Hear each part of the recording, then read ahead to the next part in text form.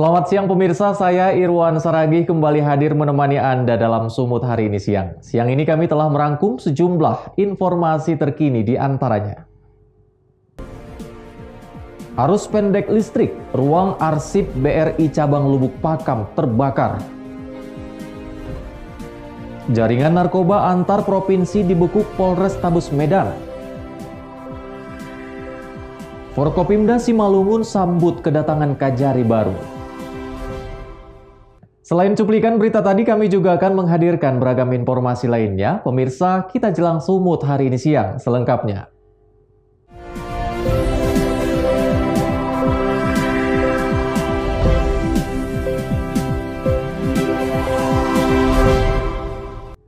Kita ke informasi pertama, pemirsa. Ruang arsip milik Bank Rakyat Indonesia Cabang Lubuk Pakam, Kabupaten Deli Serdang, Sumatera Utara, Senin siang terbakar. Tidak ada korban jiwa dalam peristiwa tersebut. Beginilah rekaman video amatir salah seorang petugas di saat petugas pemadam kebakaran Pemkab Deli Serdang melakukan pemadaman api di bagian ruang arsip kantor Bank Rakyat Indonesia Cabang Lubuk Pakam yang berada di lantai dasar. Api diduga akibat hubungan arus pendek listrik yang menyambar tumpukan arsip di lantai dasar karena tidak adanya ventilasi udara mengakibatkan asap terus mengepul di ruang kantor. Melihat kepulan asap, seluruh karyawan langsung berhamburan keluar gedung menyelamatkan diri. 3 unit mobil pemadam kebakaran dikerahkan ke lokasi. Dalam setengah jam, petugas berhasil memadamkan api. Tidak ada korban jiwa, namun 2 petugas pemadam kebakaran sempat nyaris jatuh pingsan akibat menghirup asap saat memadamkan api dan langsung mendapat perawatan. Pelaksana tugas Kepala Dinas Pemadam Kebakaran Pemkab Deli Serdang MP Sagala mengatakan, kobaran api tidak terlalu besar dari lantai dasar tempat penyimpanan arsip, namun dikarenakan tidak adanya ventilasi udara, mengakibatkan asap terus memenuhi ruangan. Keadaan api sebenarnya tidak begitu besar, tapi sudah dilakukan pemadaman oleh anggota. Hanya saja karena ruang tidak ada ventilasi, asap itu sangat tebal, sehingga petugas juga agak kesusahan untuk menyiram asap itu, memadamkan api. Lemas karena asap itu. Cuma tadi kita juga sudah berkoordinasi dengan PMI untuk memberikan oksigen. Kita belum tahu persis, tapi dapat diduga dokumen-dokumen masih ada di dalamnya. BRI Lubuk Pakam, Jalan Medan. Tidak ada korban jiwa sampai sekarang. Guna mengetahui penyebab pasti terjadinya kebakaran, petugas kepolisian Resort Kota Deli Serdang masih melakukan penyelidikan dengan melakukan olah tempat kejadian perkara serta meminta keterangan para saksi di lokasi kejadian. Abdul Malik melaporkan untuk Evarina TV. Sementara itu pemirsa, warga desa Gempolan Senin pagi digegerkan atas penemuan sesosok mayat berjenis kelamin laki-laki tergeletak di atas kuburan yang berlokasi di Dusun 2 Tanah Merah, Kecamatan Sebamban, Kabupaten Serdang Bedagai, Sumatera Utara. Warga desa Gempolan dikejutkan dengan penemuan sesosok mayat berjenis kelamin laki-laki di areal pemakaman Kristen. Korban diketahui bernama Mahekson Pakpahan, berusia 58 tahun. Jasad korban kali pertama ditemukan Taruli Simanjuntak warga sekitar yang saat itu sedang melintas di lokasi. Penemuan sesosok mayat tersebut kemudian diberitahukan kepada pihak kepolisian. Petugas Inafis Polres Serdang Bedagai melakukan identifikasi terhadap korban. Namun pihak keluarga keberatan dan membuat surat pernyataan menolak korban untuk diotopsi. Menurut Kasat Reskrim Polres Serdang Bedagai Ibtu Deni Indrawan Lubis, dugaan sementara korban meninggal akibat sakit yang dideritanya, di mana menurut keterangan keluarga, korban pernah menderita patah tulang rusuk dan lumpuh akibat tertimpa pohon saat bekerja beberapa tahun yang lalu. Menerima laporan dari masyarakat dengan adanya temuan mayat seorang pria yang berumur sekitar 57 tahun. Dan langsung koordinasi dengan pihak Polres dan kita langsung menghubungi Inafis untuk turun langsung ke TKP mengecek mayat tersebut. Dugaan sementara, Pak? Untuk dugaan sementara sakitnya belum terlalu jelas dijelaskan oleh keluarga, karena cuma hanya membilang kayak gitu aja. Jadi nggak ada motif-motif pembunuhan atau apa? Kalau untuk motif nggak ada. Dan sekarang korban ini hanya tinggal sendirian, sudah 3 tahun ditinggal oleh keluarganya. Di fisik ada mengeluarkan darah dari mulut dan luka lecet di bagian badan karena terjatuh dari motor dan ditemukan oleh warga. Sebelum ini udah berapa? Sebut sepertinya belum ada 1 hari ya. Belum ada 1 hari. Karena masih segar. Masih segar. Dan korban sakit sudah dari 3 tahun yang lalu. Sudah sempat lumpuh. 2 tahun belakangan ini sudah sehat lah, sudah bisa jalan. Untuk dari pihak keluarga merasa keberatan untuk dilakukan otopsi karena mereka langsung menguburkan. Jenazah korban langsung diserahkan kepada pihak keluarga untuk segera dimakamkan. Kepada petugas kepolisian, keluarga mengikhlaskan meninggalnya korban dengan menolak melakukan otopsi dan disertai menandatangani surat pernyataan. Abdul Malik melaporkan untuk Evarina TV. Informasi berikutnya pemirsa, seorang WNI asal Asahan yang bekerja sebagai anak buah kapal di Malaysia tewas setelah dibunuh temannya sesama WNI di Perak, Malaysia pada Sabtu lalu. Keluarga cemas dan menangis menanti kepulangan jenazah.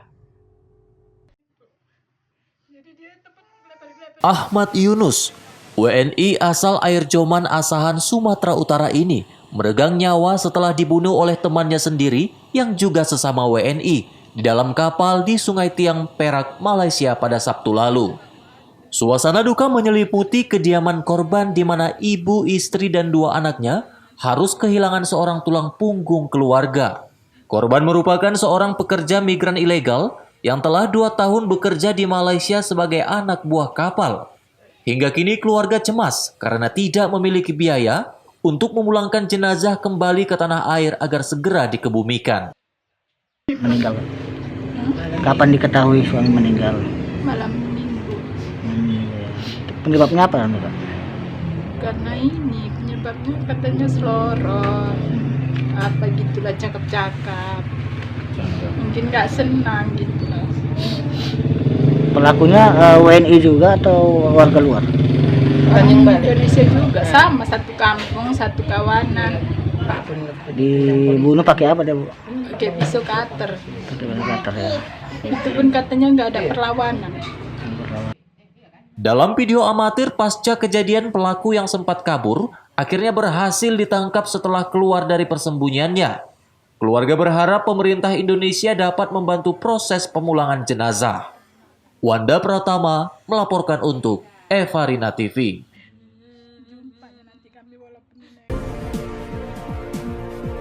Jaringan narkoba antar provinsi dibekuk Polrestabes Medan. Beritanya akan hadir sesaat lagi.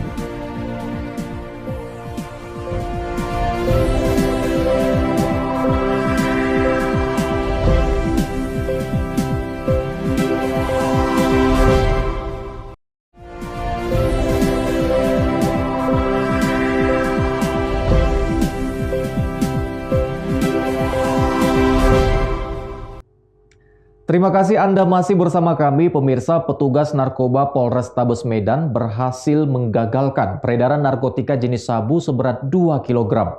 Pengungkapan ini merupakan jaringan pengedar narkoba antar provinsi Jawa Sumatera.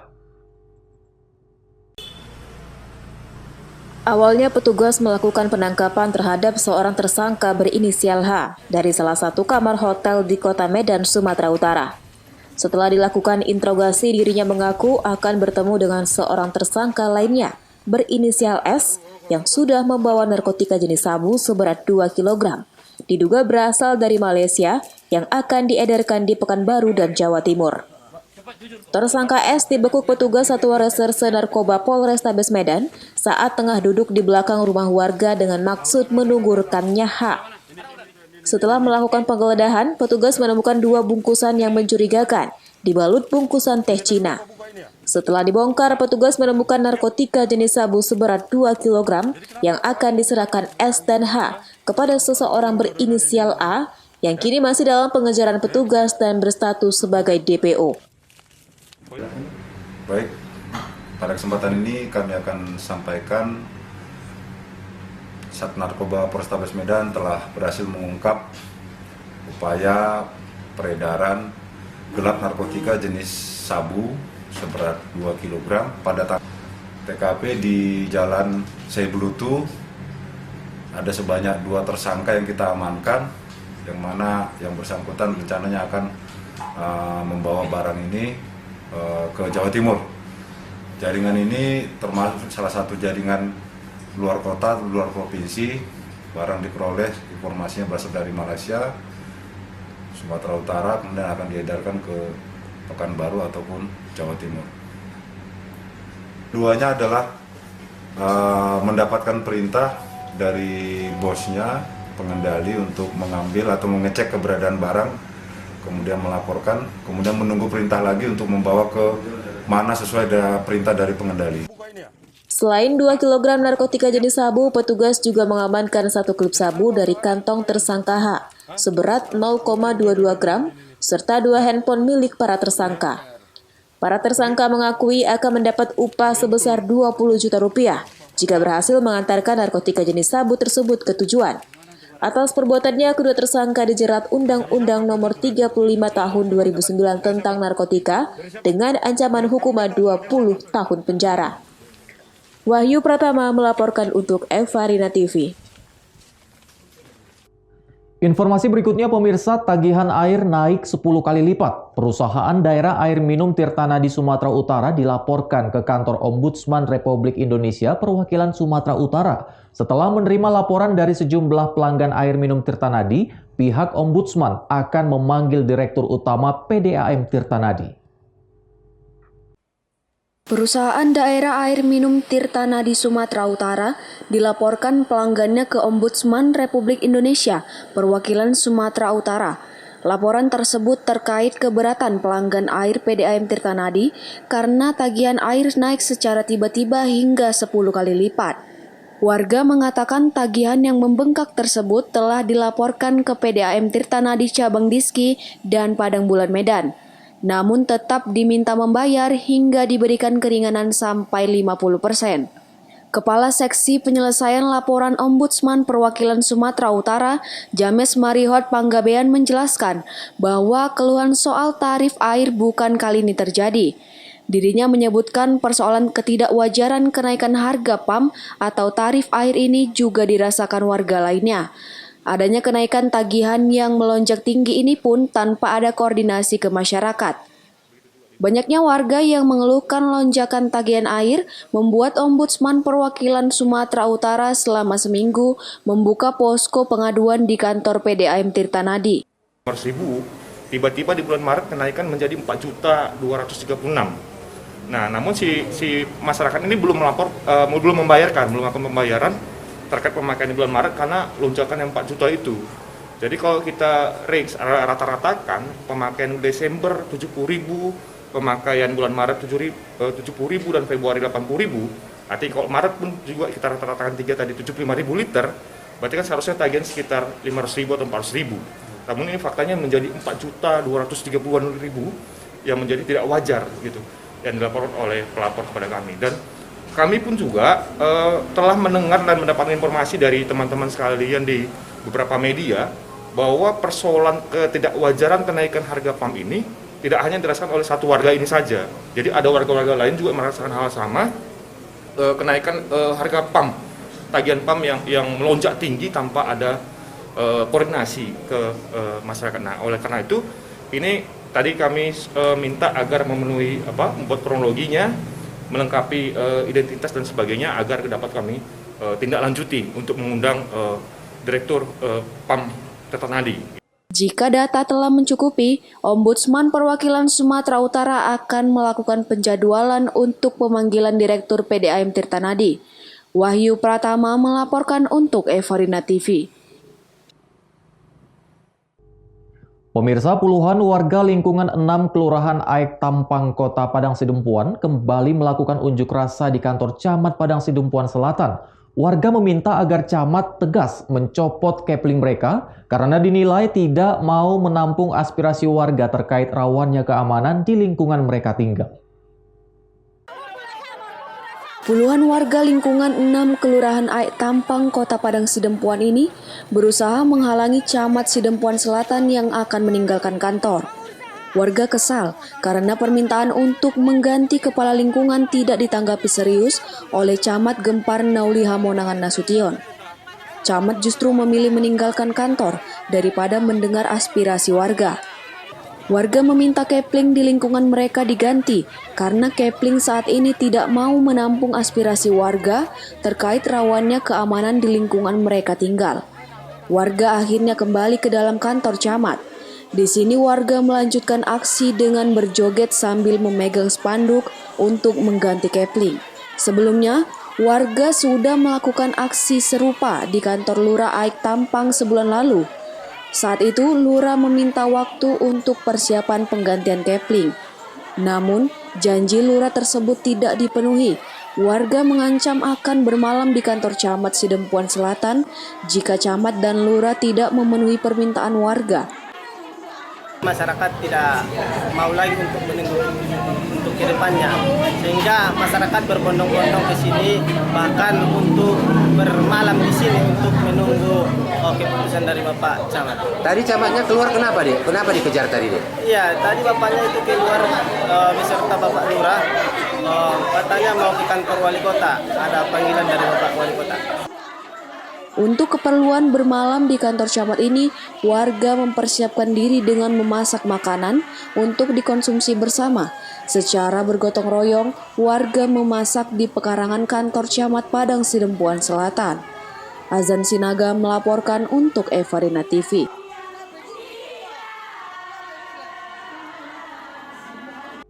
Sumut hari ini masih akan kembali dengan informasi menarik lainnya. Tetaplah bersama kami.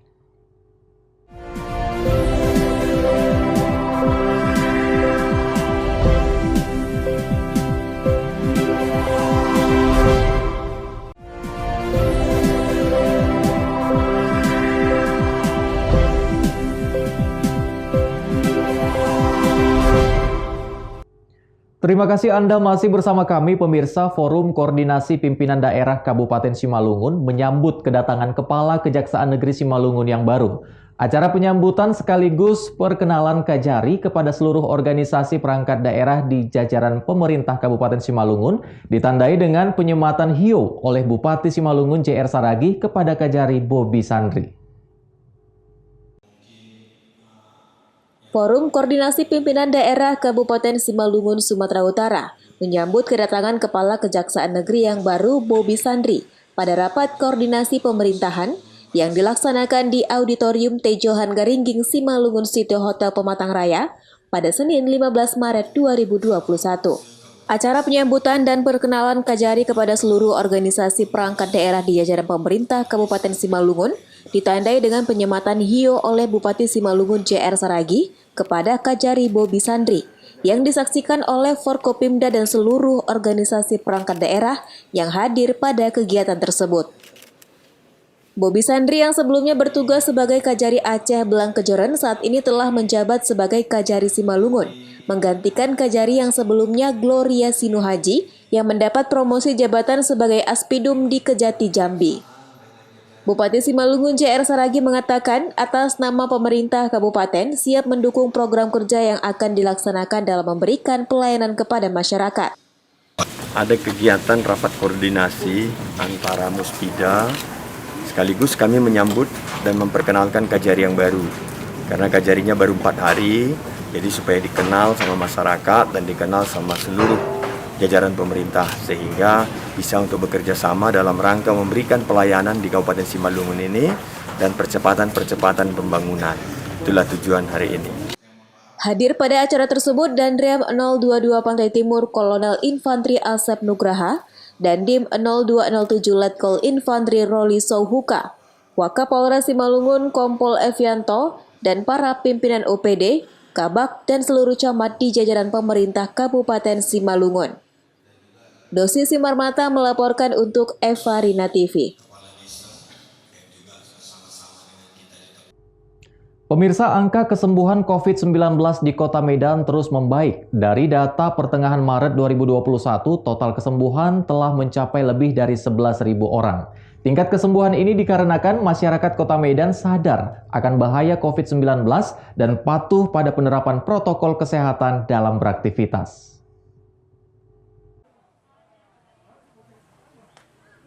Juru bicara Satuan Tugas Penanganan COVID-19 Pemerintahan Kota Medan, Mendohar Tambunan menyebutkan tingkat kesadaran warga Kota Medan untuk penerapan 3M terus meningkat. Ia mengatakan penanganan COVID-19 membutuhkan kesadaran yang tinggi dari warga dan perilaku hidup yang disiplin terhadap protokol kesehatan saat beraktivitas di luar rumah. Satuan Tugas Penanganan COVID-19 Sumatera Utara dan Kota Medan juga gencar melakukan razia protokol kesehatan di beberapa tempat keramaian, serta dengan adanya penyuntikan vaksinasi yang telah menjangkau warga lanjut usia di seluruh rumah sakit pemerintah dan swasta di Kota Medan. Hingga kemarin sore, angka kesembuhan mencapai 11.680 orang dan meningkat 69 orang per harinya.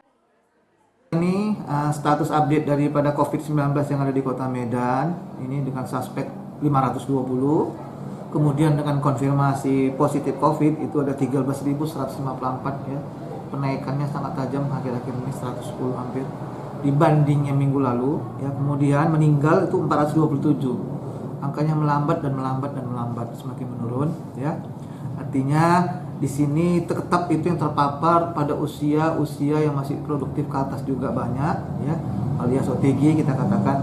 Dan kemudian yang dirawat untuk saat ini dari 13.000 itu ada 1.273. Ya, selebihnya itu mungkin ada yang isolasi karantina mandiri di rumah masing-masing. Ini yang terupdate terakhir yang kita punya data, dan mudah-mudahan nanti ini ke depan kita harapkan kesadaran dari semua masyarakat yang terpapar atau yang terikut dalam kontak erat, mohon nanti semua mau didatangin sama petugas-petugas tracing kita untuk dilakukan pemeriksaan agar bisa lebih dini diketahui keterpaparannya dengan COVID dan lebih gampang mengobatinya. Sementara itu, angka konfirmasi positif COVID-19 berada di angka 13.369 orang dan meningkat 4 orang per harinya. Selain itu, kasus pasien meninggal dunia semakin menurun setiap harinya. Wahyu Pratama melaporkan untuk Evarina TV.